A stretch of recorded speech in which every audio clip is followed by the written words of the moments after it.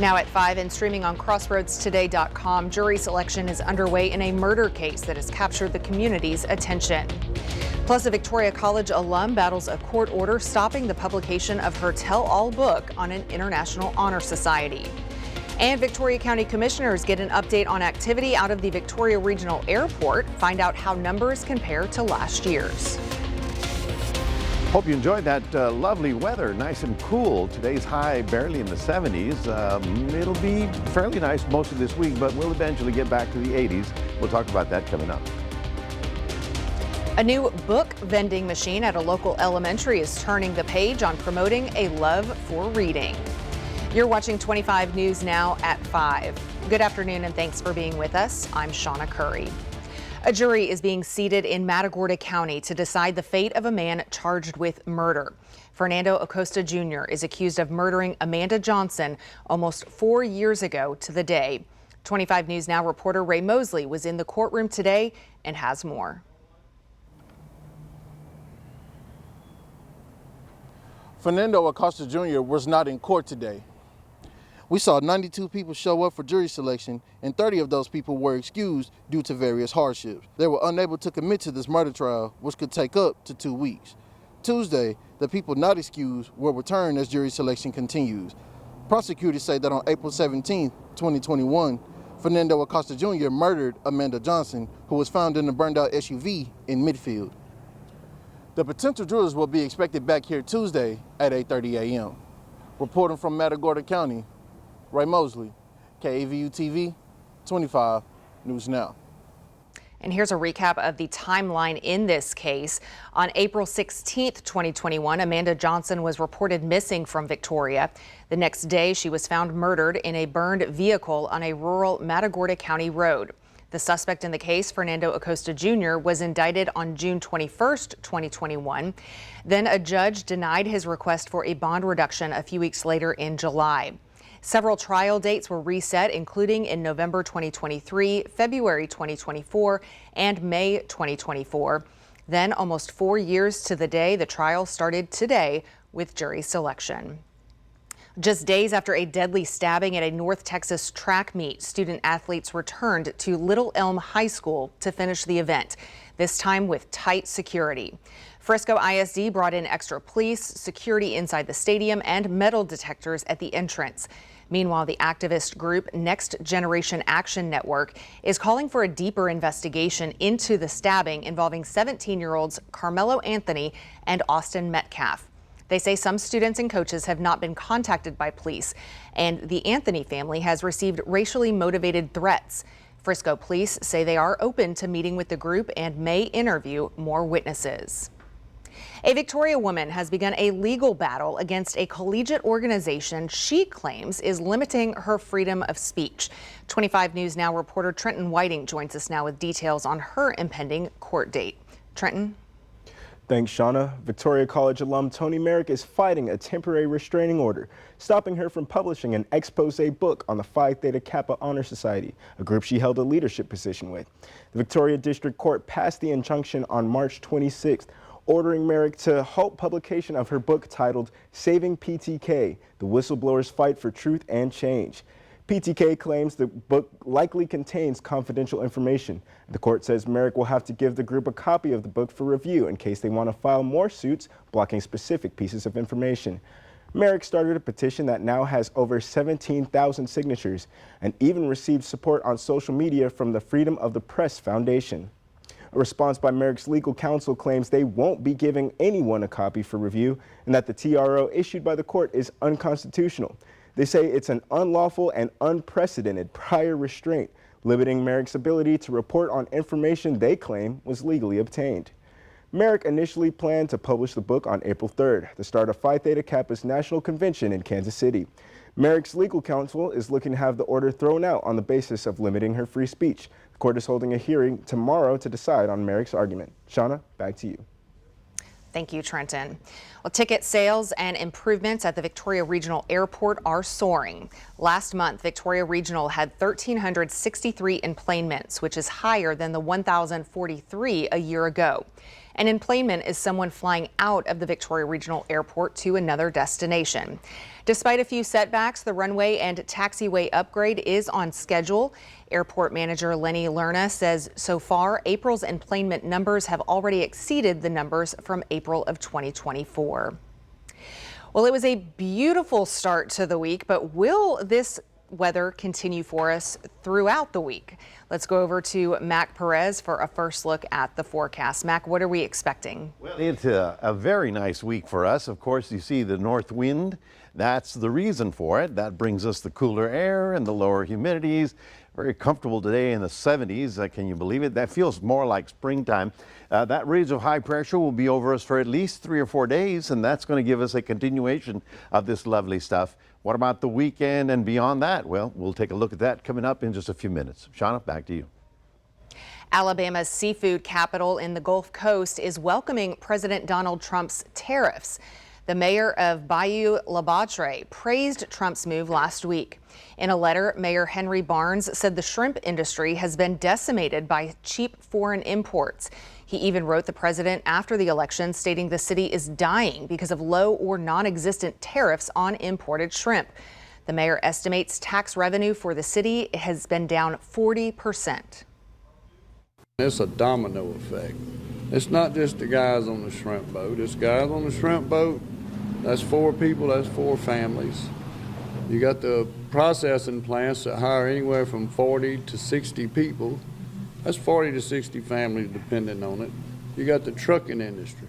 You got the marine hardware industry and the fuel industry. It goes on. I mean, it affects a lot of people. According to the Southern Shrimp Alliance, the top 4 shrimp exporting countries are India, Ecuador, Indonesia, and Vietnam. The alliance says 94% of shrimp consumed in the U.S. is imported. The Victoria Economic Development Corporation is inviting the public to its weekly Tuesday meeting to hear details on the proposed renovation plans at the Victoria Regional Airport. City Manager Jesus Garza will give the presentation at 7:30 tomorrow morning in room 205 at 702 North Main Street. Residents are encouraged to attend and learn more about the project and share their thoughts. Another CDC response team is on its way to Texas to help tackle the growing measles outbreak. A second child died from the virus over the weekend. Now nationwide cases have topped 600, more than twice what we saw in all of last year. Health officials are stepping in quickly, hoping to slow the spread before things get worse. ABC's Rena Roy has the latest. An 8-year-old girl dying in Texas from the measles, the second child to die from the virus as the state faces its worst outbreak in 30 years. The Texas Health Department confirming the child was hospitalized and passed away on Thursday from what the child's doctors described as measles pulmonary failure. The child was unvaccinated and had no underlying conditions. Another unvaccinated child in Texas died of measles in February, which was the first measles death in the nation in a decade. It is very hard to see these kids. You see them struggling to breathe. They don't want to eat or drink. They're dehydrated. They have high fever. They're miserable. In Lubbock, Texas, officials confirming several cases at a daycare. The CDC announcing today they're deploying another response team to the state where there are now almost 500 cases, assisting local health officials as they try to control the growing number of cases in this outbreak. Nationwide, more than 600 cases have been reported across 21 states, more than double the number we saw all of last year, according to the CDC. Health and Human Services Secretary Robert F. Kennedy Jr. attending the 8-year-old girl's funeral in Texas Sunday, posting on X the most effective way to prevent the spread of measles is the MMR vaccine. Kennedy has come under fire from many public health officials and experts for downplaying the seriousness of the measles outbreak in Texas and not pushing for widespread vaccination. In the past, he's stressed getting the MMR vaccine is a personal choice and publicly questioned its safety and necessity. Now, if we continue at this rate of cases, health experts say we could potentially surpass numbers not seen since the early 90s. Rena Roy, ABC News, New York. This brings us to our viewer poll. Is the CDC's response to the Texas measles outbreak sufficient after layoffs? Yes, the CDC is handling the situation well despite the layoffs. No, the CDC needs to do more to address the outbreak, or it's too early to tell. We want to hear from you. Visit crossroadstoday.com/vote to take part, or grab your phone and scan the QR code there on your screen. Right now, 78% of voters feel that the CDC's response is not sufficient and then those layoffs on top of that. So continue voting. We want to know your thoughts, and we'll have the latest numbers on 25 News Now at 6. April is Parkinson's Awareness Month. Nearly 90,000 people in the U.S. are diagnosed every year. The early signs can be easy to miss. Things like a slight tremor, stiffness, trouble walking, softer speech, or even smaller handwriting.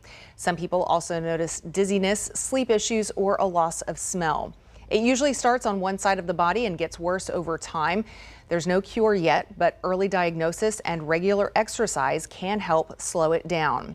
Risk factors include age, family history, head injuries, even pesticide exposure. Plus, men are more likely to develop it. A Victoria school gets a new vending machine, but this one is not dispensing snacks or sodas. Trinity Episcopal School unveiled a vending machine this morning that lets students get their hands on a new book. The students earn tokens during school hours, then use those tokens to choose a book from the machine. This new book vending machine is about a fun and innovative way to spark a lifelong love for reading among the students. Our Patriot students who are K-3 through 8th grade to nurture a love of learning today and every day forward. And once a student chooses a book from the machine, they get to take it home and it is theirs to keep. Remember to subscribe to our YouTube channel, Crossroads Today. Hit the like button and click the notification bell. Stay with us. Straight ahead on 25 News Now at 5. There's a big change happening in American agriculture. Women are at the heart of it, growing a whole new era on the farms. Plus, historic rainfall breaking records for multiple cities. A look at how the areas are now recovering.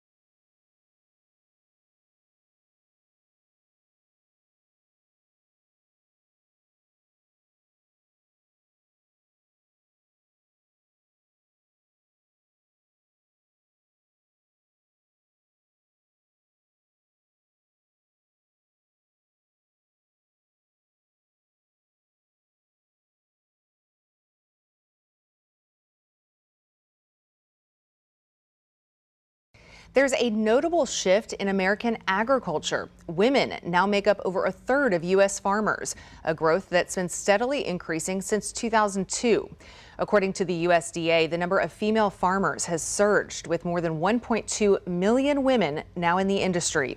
A recent study shows women farmers are thriving in areas like livestock and specialty crops, with many saying the increase reflects a desire for more sustainable, healthier living and the benefits of being their own boss. It's an opportunity for women to be their own boss and to farm, maybe with their husbands or on their own. And I think that women are becoming more capable of doing things like that, and they have much more respect than in the past. Farmers say they are excited to see more women joining the industry and are hopeful for continued growth in the field. March Madness comes to an end tonight. The Florida Gators and the Houston Cougars will face each other in the NCAA National Championship in San Antonio. The Gators beat the Auburn Tigers in Saturday's Final Four game, while the Cougars rallied from behind against the Duke Blue Devils. to advance to the title game at the last few seconds. The last time the Gators competed for a national championship was in 2007, which is when they won back-to-back titles. Meanwhile, the Cougars are looking to win their first national title in program history. It's also the 11th time two #1 seeds will face off in the championship game. Well, deadly spring storms are on the move this evening. At least 20 people have died in catastrophic flooding and extreme weather across the South and Midwest. ABC's Melissa Adon has the latest. Historic flooding across the South, Western Kentucky seeing the most rain on record in a 4-day period. More than 500 roads closed, neighborhoods underwater, swollen by relentless extreme rainfall in Shepherdsville, Kentucky. 80 people evacuated from a hotel in Louisville, surrounded by water. At least 20 people have died in catastrophic flooding and extreme weather across the South and Midwest. Kentucky's governor saying things could have been deadlier had it not been for the swift water rescue teams. What we have seen is rescue after rescue after rescue that have turned what could be a very deadly event into one where sadly we've lost 2 individuals. In southwestern Tennessee, several people killed after a powerful EF3 tornado ripped through the town of Selmer. In Dyersburg, Tennessee, residents taking shelter after back-to-back tornado warnings were issued for the area. There's just been so many tornadoes lately that it's just scary of the devastation, so many different places. ABC's Morgan Norwood is in Memphis, where police responded to hundreds of calls of downed trees and flooding. This is a popular walking trail here in Memphis, and now it's essentially one with the Wolf River. And with these water levels still rising, there's concern of what happens next. Indiana also hit by tornadoes, roofs ripped off homes, car windows shattered as neighbors work to rebuild. Since this system moved in, there have been more than 500 tornado warnings and hundreds of flash flood warnings. Now, a cold blast is moving into the eastern half of the country with temperatures dropping below freezing from the Midwest to the Northeast. Melissa Adon, ABC News, Los Angeles. Well, good afternoon, everyone. For us, this is what we have to enjoy, not only for the weekend, but for most of this week. That's Riverside Park. Bluebonnets, wildflowers springing up all over the place. Rain is good. It can be too much. That's what happened to the Midwest. But we'll talk more about what to expect coming up after this.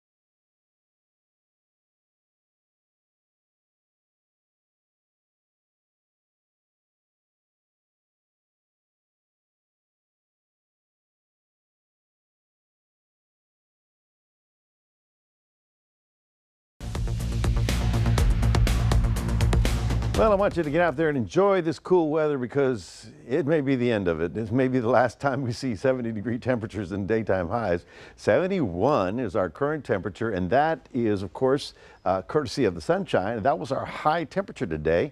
A little chilly this morning, down to 39. Of course, look at how different they are from the norm. Norm is 79 as a high temperature and 58 is a low. So yes, it's enjoyable. It's all courtesy of the north wind that blew in over the weekend. You probably noticed how it was going this way and then all of a sudden it was going that way. And that brought in the cool overnight temperatures and the drier humidities, blew everything away. As you can see on this map, all the cloud deck is way out there into the Gulf of Mexico, blowing away from Central Plains and giving them a break finally. And the high pressure that's over us, it'll take about 2 or 3 days to actually traverse across the Central Plains. That's why we are going to be looking very nice for a couple of days. The front, actually this is the storm that caused all the bad stuff here. That is now rolling east, and cool, dry air is coming in to give those folks a break. But they basically are picking up the pieces after all that storminess. Now, after this time of the year, it's really weird for us to get a cool front through here, but that's what we had over the weekend. We've got another one coming in, but it's not so much of a cool front, but a dry front.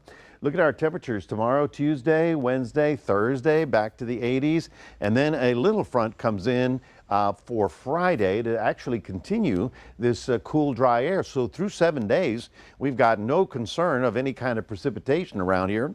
We continue with a loft. We're going to get these northwesterly winds, and that is going to continue the cool, dry weather pattern right on through the week. So if you've got if you had a mess last week, this week's going to be a beautiful week for you to get anything done outdoors. Overnight lows temperature on the chilly side tonight, getting down into the 40s, but tomorrow we'll get up into the 70s again, 76 the forecast high in Port Lavaca. In Cuero, you're getting up to about 78 degrees, so abundant sunshine pretty much all the way through. And taking a look at your 7-day, well, a little breezy from the northwest for Tuesday.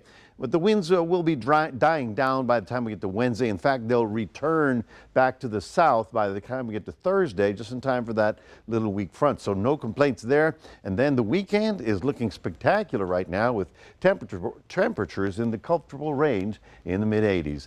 That is your 7-day forecast, reminding everybody we do have a QR code.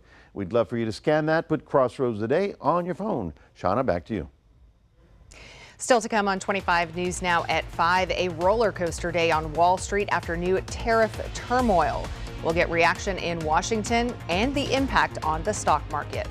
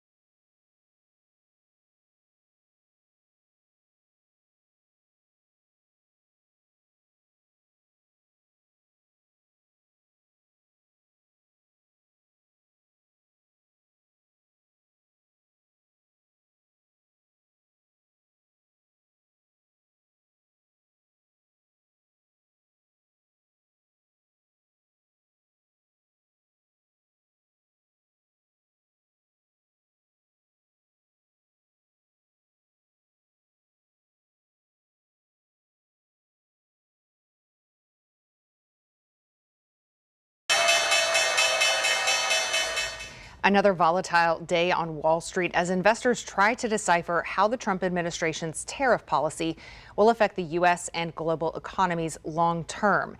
In early Monday trading, stocks tumbled, but then surged on rumors the president might pause tariffs or enter negotiations.